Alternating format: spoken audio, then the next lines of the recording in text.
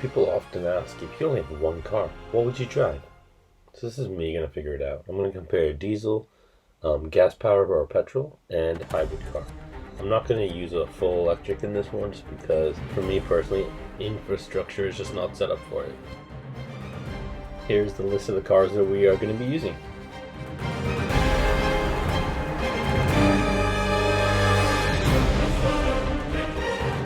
So I've been very lucky to actually have 3 cars at one time.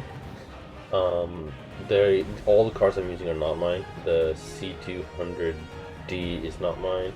The Mercedes GLE is not mine, and the Lexus RX 450h are not mine. 2 of which I did rent for long term, and 1 is my father-in-law's car.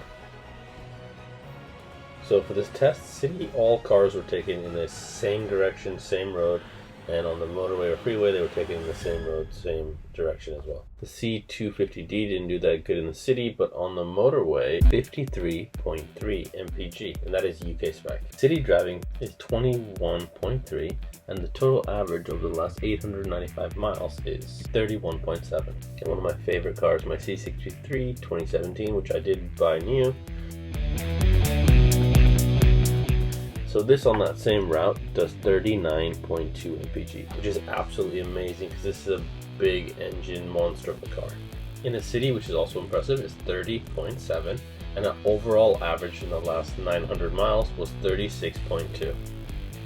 Fortunately for this car, as you can see, the weather here is either snowing or raining quite a bit. It's rarely sunny.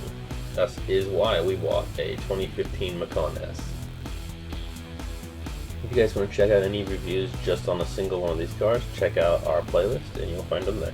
So for the Macan, the freeway journey, it gets 26 miles per gallon, and in the city it's getting 19.1 miles per gallon, and its total average is 22.3. Okay, the next car is going to be the GLE 350D from Mercedes. Okay, so our city driving on this car is, we're getting between 6 and 8, which is horrible. And then our total average, since we've had it for like a month and a half, our average is only 12.8. But on a freeway trip, you can do economy, which we're trying to do now. It's only getting 36.2 miles per gallon. That's a European spec. Lexus RX 450h. So in the city, as you can see, the best we could get was 34.3 with an average of 29.8. I wouldn't pick it. It's right now getting 32.6 miles a gallon. That's UK.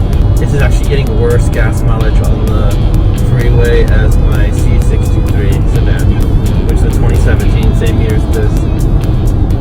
So none of these are going to beat the C63 in roll-on performance or sound, but the Panamera has better traction.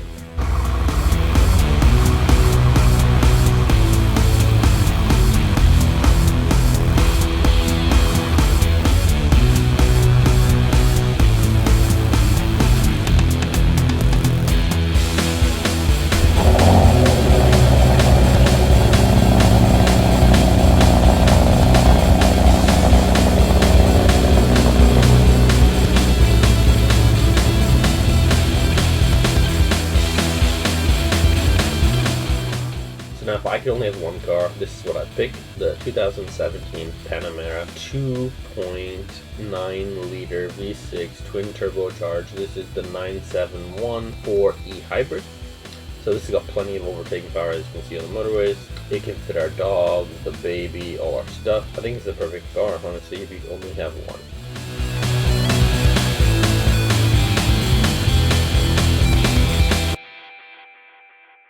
The 4-wheel drive helps us when it's bad weather, so we don't have to use the Macan. So like the Lexus, this is a hybrid, but unlike the Lexus, you can pick and choose if you're going to use the hybrid system or to not use the hybrid system. So on the motorway, on the same journey that we do on all the cars, I can actually get 34.8 if I'm not using any of the hybrid system. That's just straight up using the motor. If I do use the hybrid system, then it's going to be 58 mpg, which is the best. So this is obviously the winner.